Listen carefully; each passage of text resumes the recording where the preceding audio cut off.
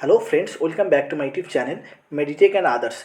आज इस वीडियो में आप लोगों को बताएंगे कि एमसीआरई का 2025 का काउंसलिंग प्रोसेस ऑलरेडी शुरू हो गया है, लेकिन काउंसलिंग करने से पहले क्या क्या चीज़ आपको ध्यान रखना है, ये सबसे इम्पोर्टेंट है। ठीक है, चलिए आप लोगों को दिखा देते हैं। पहले आप लोग एमसीआरई 2025 को क्लिक करिए। उसके बाद लॉगिन में आपका इंडिविजुअल आईडी देके लॉगिन कर लीजिए। ठीक है, मोबाइल नंबर और पासवर्ड।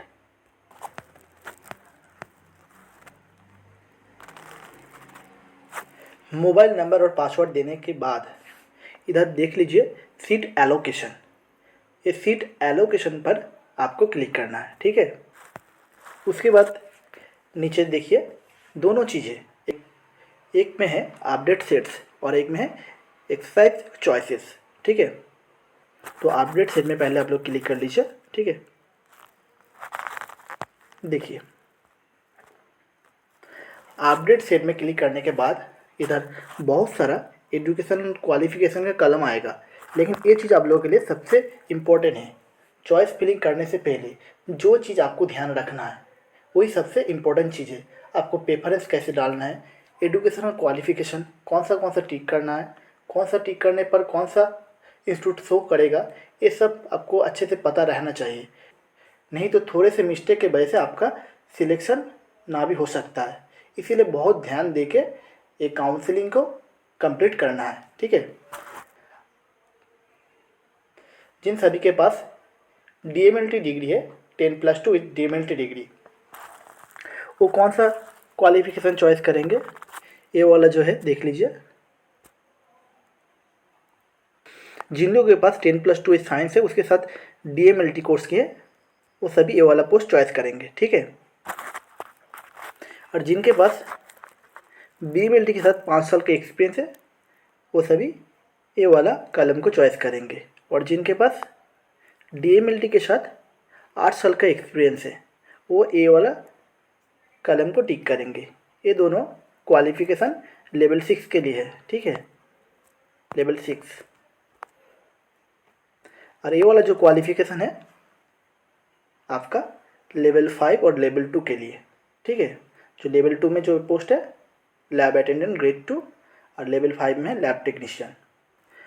उसके बाद देख लीजिए जो इम्पोर्टेंट चीज़ है, ईएसआईसी का जो क्वालिफिकेशन मांगा है 10+2 with science subject and diploma in medical laboratory technology from any recognised institution with 1 year experience in the relevant field.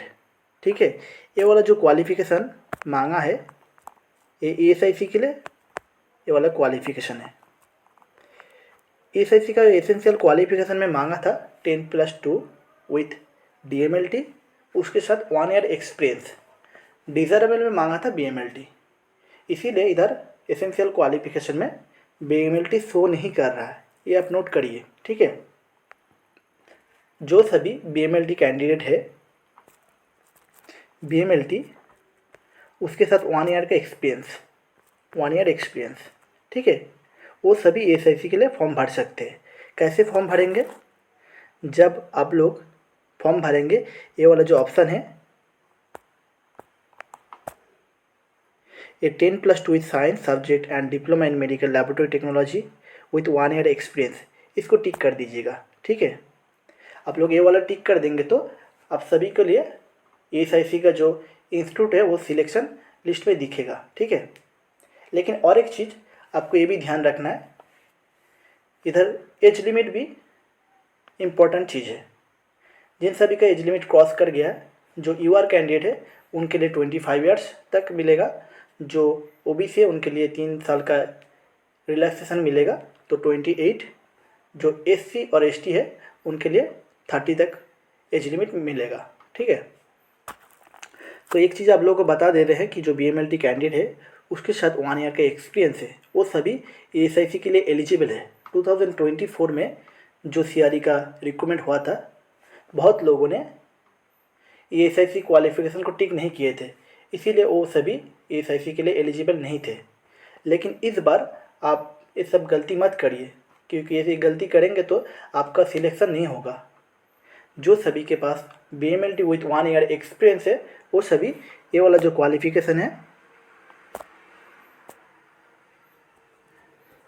टिक करिए, ठीक है। सभी को अलाउ कर देंगे। 2024 का जो CRE एग्ज़ाम हुआ था उसमें सभी इंस्टीट्यूट में BMLT विथ 1 ईयर एक्सपीरियंस वाले को अलाउ किया था, ठीक है। ये वाला टिक कर दीजिए। उसके साथ बाकी अदर्स जो पोस्ट क्वालिफिकेशन है देख लीजिए। इम्फॉल के लिए जो दोनों क्वालिफिकेशन है, ये दोनों क्वालिफिकेशन है, ये दोनों भी टिक कर देंगे आप लोग। उसके साथ इंडिविजुअल जो जो क्वालिफिकेशन आपके पास है वो सभी आप लोग टिक कर दीजिए, ठीक है। टिक करने के बाद सेव एंड प्रोसीड करिए, ओके।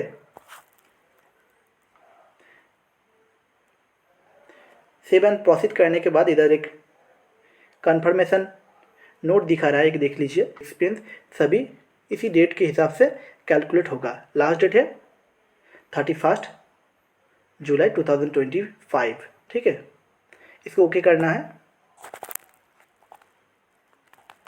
ओके करने के बाद आपका जो सेट्स इन्फॉर्मेशन है, जो जो आप लोग चॉइस किए, जो आपका सेट इन्फॉर्मेशन है वो इधर शो करेगा, ठीक है। आप जो जो क्वालिफिकेशन डाल है उसके हिसाब से आपका इंस्टीट्यूट शो करेगा। मान लीजिए आप ESIC के लिए एलिजिबल नहीं है, ESIC का क्वालिफिकेशन नहीं डाले हैं तो आपका ESIC का इंस्टीट्यूट नहीं दिखेगा। तो मान लीजिए आप TA पोस्ट के लिए एलिजिबल नहीं है, टेक्निकल असिस्टेंट, तो वाला पोस्ट आपको नहीं दिखेगा। एज़ पर आप लोग जो जो क्वालिफिकेशन सेट को टिक किए हैं उसी के हिसाब से जो इंस्टीट्यूट में आप एलिजिबल है उसी के अकॉर्डिंग जो पोस्ट में आप एलिजिबल है वही पोस्ट को इधर शो करेगा। उसी के हिसाब से आपको प्रेफरेंस डालना है, ठीक है।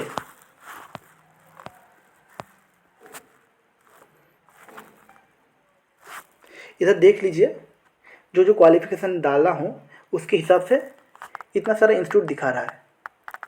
इसमें जो दिखा रहा है कि ESIC का इंस्टीट्यूट नहीं दिखा रहा है, क्योंकि ये जो कैंडिडेट है इसका ESIC में एलिजिबिलिटी नहीं है, ठीक है। इसलिए जो जो पोस्ट के लिए एलिजिबल है वही सब ये दिखा रहा है, ठीक है।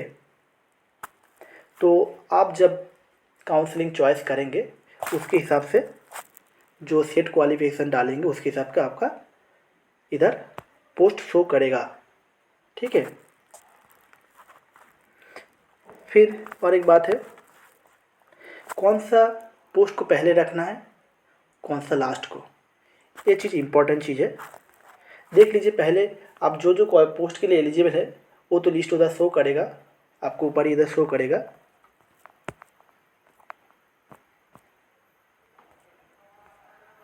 जैसे इधर देख लीजिए ये शो कर रहा है, laboratory assistant, regional institute of medical science, Imphal. आप इसको चॉइस में रखना चाहते हैं, ऐड चॉइस करना है, ठीक है।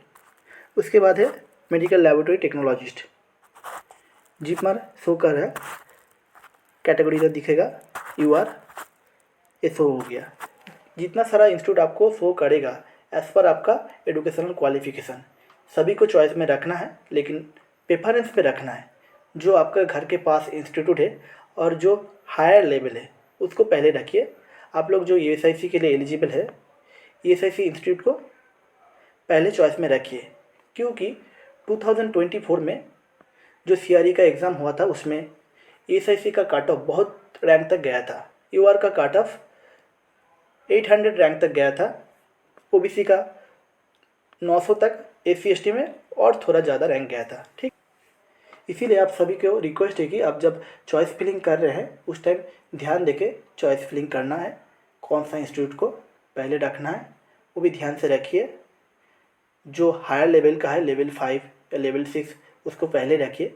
उसी के साथ जो घर के डिस्टेंस से नज़दीक होता है उसको पहले रखिए। लास्ट में जो लोअर लेवल है उसको लास्ट में रखिए, ठीक है। इसी के हिसाब से आपका सभी इंस्टीट्यूट का प्रेफरेंस डालना है। ऐसा नहीं कि 2-4 इंस्टीट्यूट का प्रेफरेंस डाल के छोड़ दिए, सभी को देना है, ठीक है। मान लीजिए जिनका रैंक बहुत कम है वो कुछ लिमिटेड इंस्टीट्यूट को दे सकता है, लेकिन जिनका रैंक अबव 300 है या 400 या 500 है उन सभी के लिए सभी इंस्टीट्यूट दे के रखना सेफ है। और जिनका रैंक कम भी है उनके लिए भी सभी इंस्टीट्यूट दे के रखना सेफ है। ऐसी कम रैंक में तो पहले वाला इंस्टीट्यूट में सिलेक्शन हो जाएगा, फिर भी ऑप्शन है तो सभी दे के रखना चाहिए, ठीक है। अब लोगों को सभी डिटेल्स बता दिए कैसे